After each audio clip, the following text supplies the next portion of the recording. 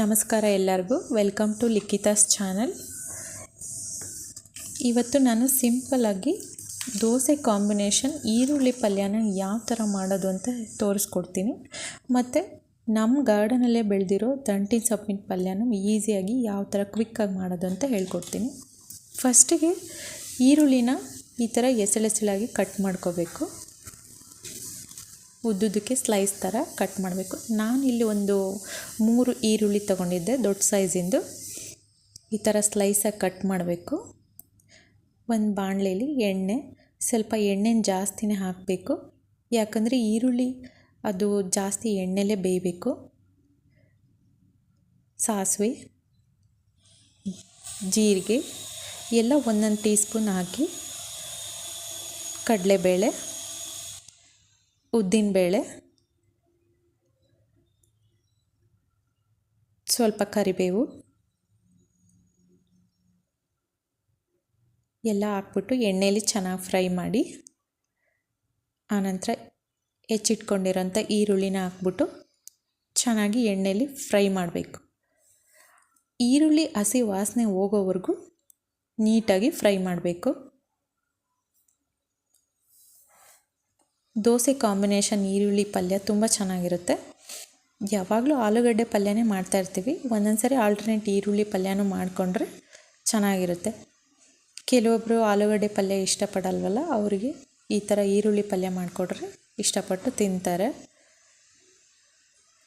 ಮಕ್ಕಳಿಗೂ ಸಹ ಇಷ್ಟ ಆಗುತ್ತೆ ಈ ಪಲ್ಯ, ಬೇಗನೂ ಆಗುತ್ತೆ.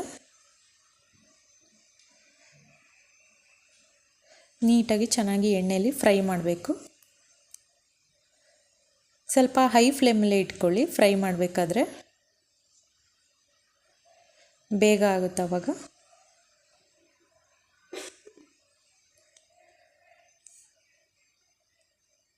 ಎಲ್ಲ ನೀಟಾಗಿ ಚೆನ್ನಾಗಿ ಫ್ರೈ ಮಾಡಬೇಕು ಎಣ್ಣೆಲಿ. ಇವಾಗ ಸ್ವಲ್ಪ ಉಪ್ಪು, 1 ಟೀ ಸ್ಪೂನ್ ಉಪ್ಪು ಹಾಕಿ,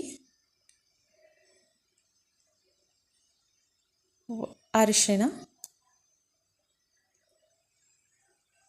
ಒಂದು ಚಿಟಿಕೆ ಅಷ್ಟಾದರೂ ಸಾಕು ಅರಿಶಿಣ. ಅಚ್ಕಾರದ ಪುಡಿ ಒಂದು 2 ಟೀ ಸ್ಪೂನ್ನೇ ಹಾಕ್ಕೊಳ್ಳಿ.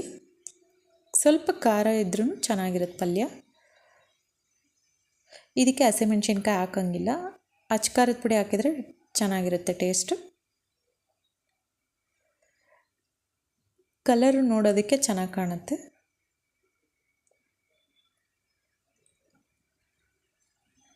ಮತ್ತು ಎಲ್ಲ ಹಾಕ್ಬಿಟ್ಟು ನೀಟಾಗಿ ಎಣ್ಣೆಯಲ್ಲಿ ಫ್ರೈ ಮಾಡಬೇಕು ಒಂದು ಸ್ವಲ್ಪ ಹೊತ್ತವರೆಗೂ. ಈರುಳ್ಳಿ ಎಲ್ಲ ಸ್ವಲ್ಪ ಸಾಫ್ಟ್ ಆಗೋವರೆಗೂ ನೀಟಾಗಿ ಫ್ರೈ ಮಾಡಬೇಕು.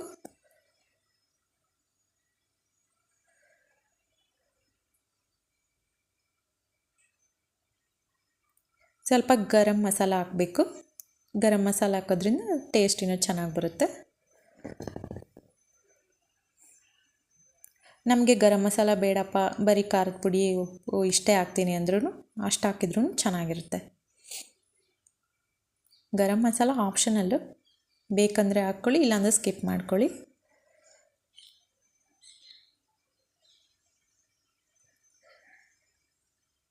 ಚೆನ್ನಾಗಿ ನೀಟಾಗಿ ಫ್ರೈ ಮಾಡಿ. ಇದಕ್ಕೆ ನೀರೇನು ಹಾಕೋ ಅವಶ್ಯಕತೆ ಇರಲ್ಲ ಬೇಯೋದಕ್ಕೆ. ಆಲ್ರೆಡಿ ಈರುಳ್ಳಿಲಿ ನೀರಿನ ಅಂಶ ಇರೋದ್ರಿಂದ ಅಷ್ಟಕ್ಕೆ ಅದು ಬೆಂದ್ಕೊಳ್ಳುತ್ತೆ. ನೀಟಾಗೆಲ್ಲ ಕಲಿಸ್ಬಿಟ್ಟು ಫ್ರೈ ಮಾಡಿಬಿಟ್ಟು ಲಾಸ್ಟಲ್ಲಿ ಒಂದು ಸ್ವಲ್ಪ ಕೊತ್ತಂಬರಿ ಸೊಪ್ಪು ಹಾಕಿ, ಇದಕ್ಕೆ ಹಸಿ ಕೊಬ್ಬರಿ ತುರಿ ಇದ್ರೂ ಆ್ಯಡ್ ಮಾಡ್ಬೋದು.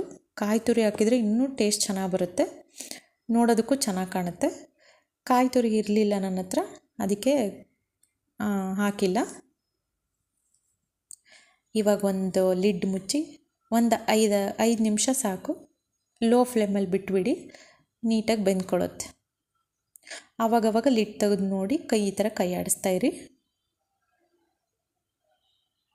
ಬೇಗನೆ ಆಗುತ್ತೆ ಪಲ್ಯ, ಅಷ್ಟೇ ಟೇಸ್ಟಿಯಾಗೂ ಇರುತ್ತೆ. ದೋಸೆಗೆ ಒಳ್ಳೆ ಕಾಂಬಿನೇಷನ್.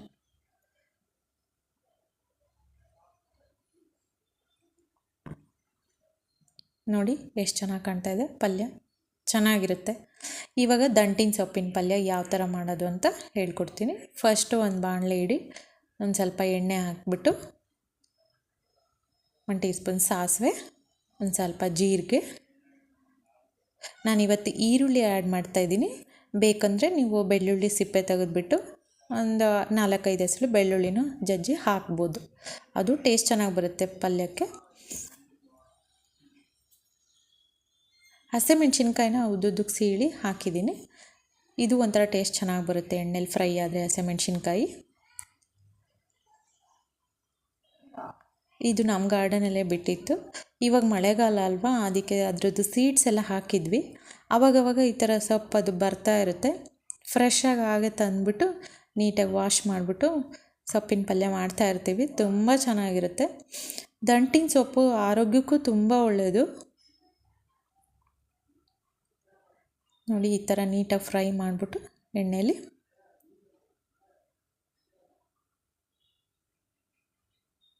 ಆ ಹೆಚ್ಚಿಟ್ಕೊಂಡಿರೋಂಥ ಸೊಪ್ಪನ್ನು ಅದಕ್ಕೆ ಹಾಕಬೇಕು.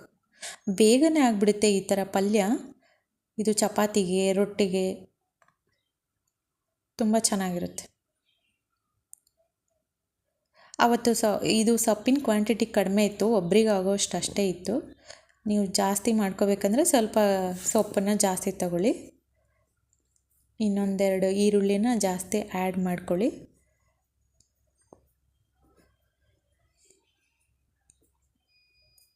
ಈರುಳ್ಳಿನ ಚೆನ್ನಾಗಿ ಎಣ್ಣೆಯಲ್ಲಿ ಬಾಡಿಸಿ.